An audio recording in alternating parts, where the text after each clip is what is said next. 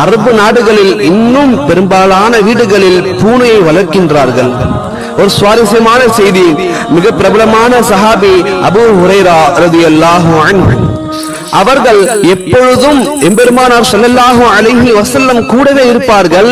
அதே சமயத்தில் அபூ ஹுரைரா ரலியல்லாஹு அன்ஹு அவர்களிடம் இருக்கும் ஒரு பையில் எப்பொழுதும் ஒரு குட்டி ஆண் பூனை வைத்திருப்பார்கள். அந்த பூனை அவர்களை விட்டும் எங்கும் செல்லாது, சென்றாலும் மீண்டும் அவர்களிடமே வந்துவிடும். அந்த பூனையிடம் மிகுந்த பாசம் வைத்திருந்தார்கள். அதற்கு தேவையான உணவும் தண்ணீரும் அவ்வப்போது வழங்குவார்கள். அவர்களிடம் குட்டி பூனை எப்பொழுதும் இருப்பதால் எம்பெருமானார் ஸல்லல்லாஹு அலைஹி வஸல்லம் அவர்கள் பூனைகளின் தந்தை என பொருள் வரும்படி அபூ ஹுரைரா என்று அழைத்தார்கள். அவர்களின் அந்த பெயரே கியாமத் நாள் வரை நிலைத்து விட்டது.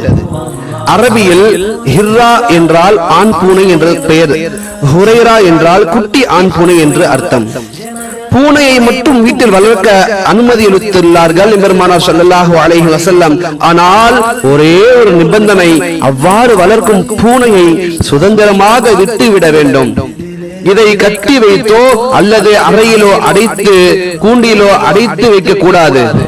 அதை வீட்டுக்குள் சுதந்திரமாக எப்பொழுது வேண்டுமானாலும் வந்து போக அனுமதிக்க வேண்டும்.